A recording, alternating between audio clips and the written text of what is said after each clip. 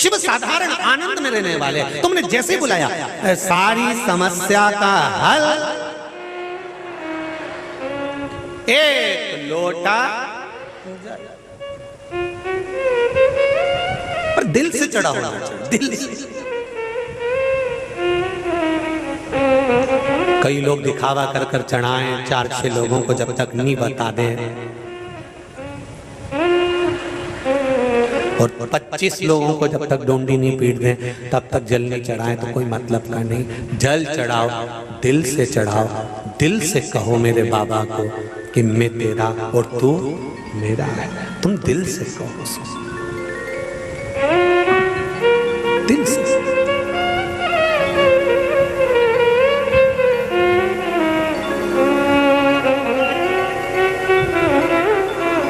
अरे महाराज, जब हृदय से कहोगे, दिल से कहोगे, भाव से कहोगे तो वो सुनता जरूर है। शिव महापुराण की कथा कर रही है, अपनी बुद्धि को, अपने चित्त को, अपने व्यवहार को भगवान शंकर में जोड़ने का प्रयास करो। बुद्धि भटकेगी जरूर, चित्त गलत जगह पर जाएगा जरूर, ये चित्त गलत मार्ग पर भी जाएगा, ये बुद्धि गलत मार्ग पर भी जाएगी, पर इसको खींच कर सही मार्ग पर लेकर आओ।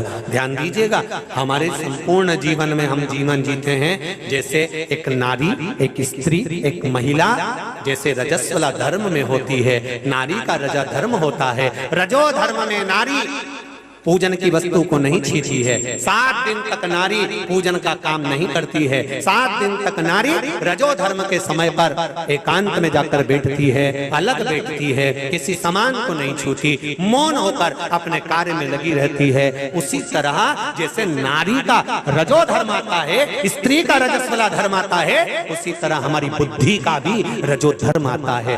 हर 2 महीने में, 3 महीने में हमारी बुद्धि भी 7 दिन के लिए बेकार हो जाती है। फिर लोग कहते हैं विनाश काले विपरीत बुद्धि। ये क्यों हो जाती है? समझ लो कि हमारी बुद्धि सही मार्ग पर नहीं चल रही, गलत जगह पर जा रही है, गलत लोगों में बैठ रही है, गलत जगह पर पहुंच रही है, गलत बातें कर रही है, दुनिया के लोगों के लिए गलत विचार ला रही है। ये बुद्धि जब गलत सोचने लगे, गलत मार्ग पर चलने लगे, गलत विचार आने लगे, समझ लेना कि बुद्धि का रजस्वला धर्म आ गया। तो क्या करना है तुमको? रजस्वला धर्म वाली नारी एक जगह पर चुप मौन आसन लगाकर, कोई छुआछूत नहीं, पर कोई चीज नहीं छूना, चुपचाप आकर बैठ जाती है। जब बुद्धि काम ना करे, गलत मार्ग पर जाए, गलत विचारों में जाए, निंदा में जाए, चुगली में जाए, अपशब्दों में जाए, तब एकांत में शिव महापुराण चालू कर लेना मोबाइल पर और 3 घंटे की कथा सुनकर अपनी बुद्धि को सुधारने का प्रयास करना। बुद्धि शुद्ध।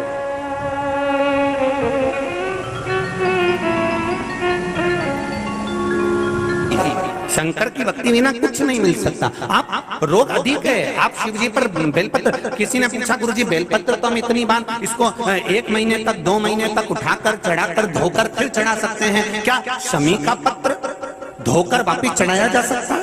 नहीं। दुर्वा क्या धोकर वापिस चढ़ाई जा सकती है? नहीं।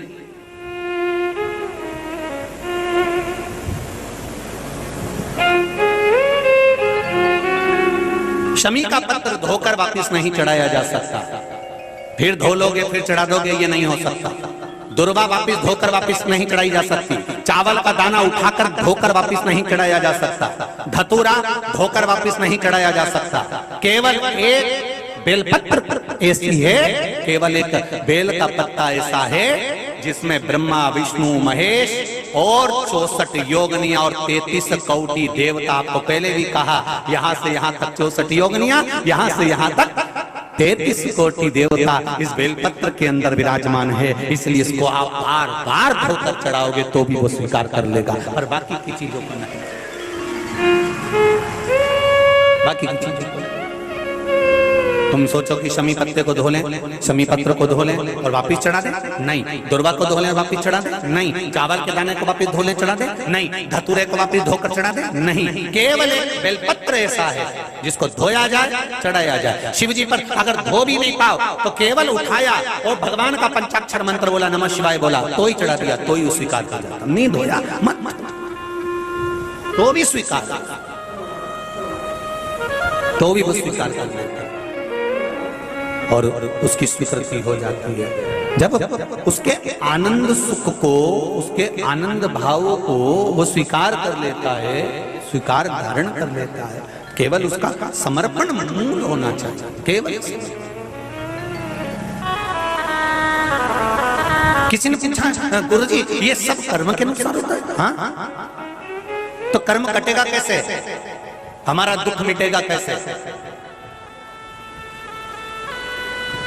व्यर्थ के चक्कर में पड़ोगे, कहीं के बाबा जोगी के चक्कर में पड़ोगे और बेल भभूति के चक्कर में पड़ोगे तो तुम्हारा कर्म कभी कटने वाला नहीं है। कर्म केवल एक ही तरह से कटेगा, तेरे मंदिर में आना मेरा काम है और मेरी बिगड़ी मनाना तेरा, केवल एक कार्य।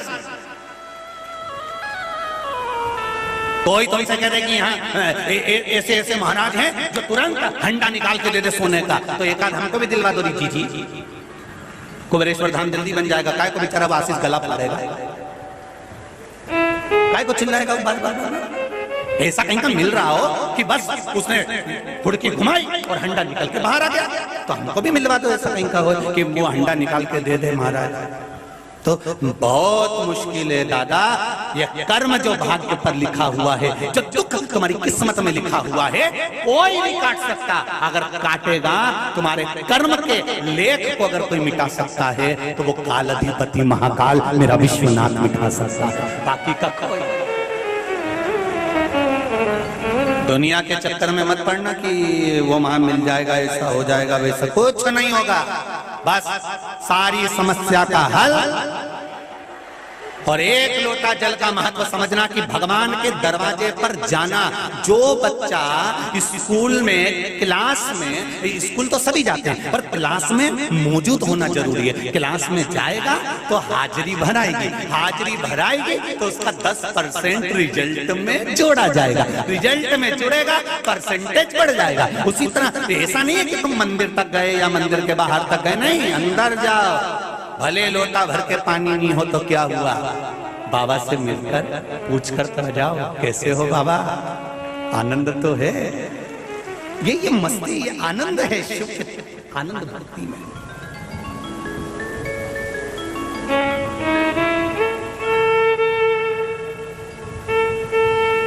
कितने आप लोगों ने दर्शन करे? विश्वनाथ कौन कौन गया है? हाथ उठाओ जरा, सब गए दर्शन करने के लिए? एक इधर से चांदी का लगा के रखा है, एक इधर से चांदी का लगा कर रखा है, एक उधर से चांदी का लगा कर रखा है। लोग उसमें बेलपत्ती डाल देते हैं, पानी डाल देते हैं, गंगा जल डाल देते हैं, दूध डाल देते हैं, बोलो डालते हैं डालते हैं, वो बहता बहता कहाँ जाता है?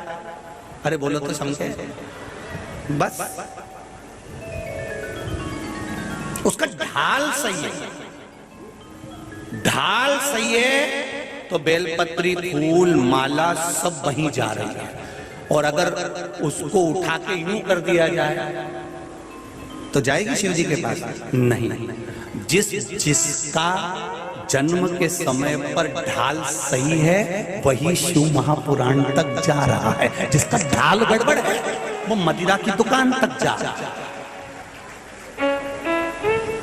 किसी किसी का ढाल गड़बड़ हो गया, तुम्हारे घर में भी देखना, अगर 5 लोग 6 लोग 7 लोग रह रहे हैं, 2-4 का ढाल सही है तो वो सही जगह जाएगा। एक आध का ढाल गड़बड़ हो गया तो वो मदिरा की दुकान पे मिलेगा। उसको देखना, उसको कितना ही समझा कि क्यों रे, अपने यहाँ तो ऐसा गंदा काम कोई नहीं करे, तो काय को जाए मैं मदिरा की दुकान पे? तो वो कह देगा समझ में नहीं आया, मैं तो बार बार सोचूं, मैंने तो गंगा जी की सुगंध तक खाली कि नहीं जाऊंगा मदिरा की दुकान पे, पर समझ में नहीं आया कि मैं कैसे पहुंच जाऊं। तो समझ जाओ छत का ढाल गड़बड़ हो गया है, पानी सही जगह नहीं जा रहा है, मतलब ढाल सही नहीं पड़ा।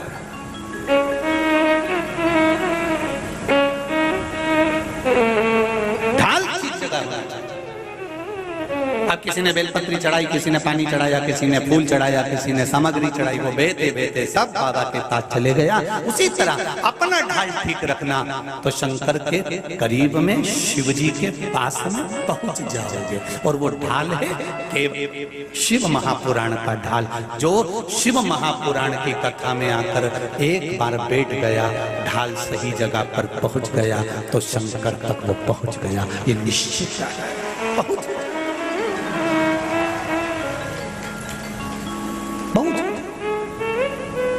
आग लगे बस्ती में और अपन रहो मस्ती में, क्या किसको रोइए, तान के सो क्या गाना। सती मैया का केवल अहंकार गिराना था, इसलिए श्रोता बन गए, कथा सुनने के लिए गए। कथा सुनने जाते हैं तो बहुत सी चीजें हमारे जीवन में आती है, हमारा अहंकार चले जाता है, हमारा लोभ चले जाता है, हमारा काम चले जाता है, हमारी वासना चली जाती है, हमारी तृष्णा चली जाती है। कई लोग कहते हैं गुरुजी इतने सारे लोग आते हैं, क्या सभी को कथा अंदर प्रवेश कर जाती है? हम कहते भले प्रवेश नहीं करे, नल के नीचे जितनी देर तक सीधा घड़ा रहेगा तो भरा जाएगा, उल्टा रखा रहेगा तो ठंडा तो रहेगा। जितनी देर कथा में बैठा है उतनी देर मोबाइल तो नहीं चलाएगा, जितनी देर कथा में बैठा उतनी देर झूठ तो नहीं बोलेगा, जितनी देर कथा में बैठा उतनी देर झगड़ा तो नहीं करेगा, जितनी देर कथा में बैठा है उतनी देर तक कोई गलत काम तो नहीं करेगा। जितनी देर कथा में बैठा है 3 घंटा कम से कम किसी से झगड़ा नहीं करेगा, झूठ नहीं बोलेगा, प्रपंच नहीं करेगा, बेईमानी नहीं करेगा, गलत नहीं बोलेगा। 3-4 घंटा तो इसका अच्छा निकलेगा। नल के नीचे उल्टा घड़ा रखा है, ठंडा तो रहेगा, नल के नीचे धरे रहना, बैठो कथा। फिर भीड़ इकट्ठी करने से कौन सा मतलब है? अरे उनके आने से थोड़ी शरणागति का भाव तो जागेगा, भाव तो प्रकट होगा।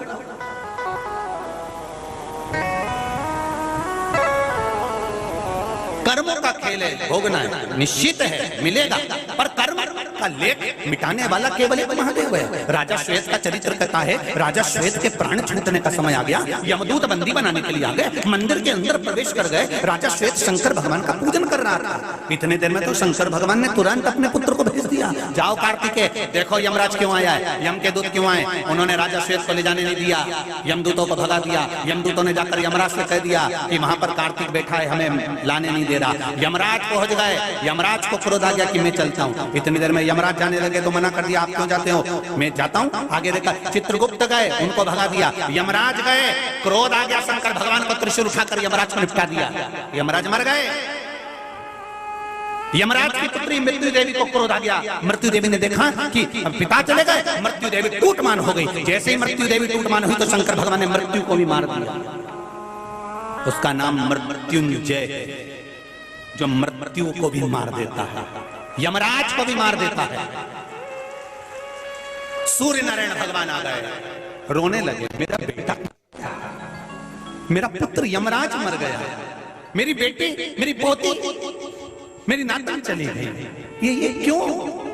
मेरे बेटे ने क्या गलत किया था? देवताओं का ही तो काम किया था, जिसका अंतिम समय आएगा तो यमराज को उठाकर ले जाएगा। फिर इसमें गलत क्या था, क्या गलत किया? शंकर भगवान से पूछा भगवान विष्णु ने, आपने क्यों इसको मार दिया? शंकर भगवान ने कहा, मेरे मंदिर में लेने कैसे आ गया, पहले तो पूछो। किसी के घर में से फ्रीज उठा के ले जाना है, पहले घर वालों से पूछो कि हम फ्रीज ले जाए। बोलो रीजी जी, तुम्हारे घर में कोई अंदर घुस जाए और तुम्हारी अलमारी उठा के ले जाए तो तुम क्या करोगे? बोलो बोलो जरा, बिना पूछे।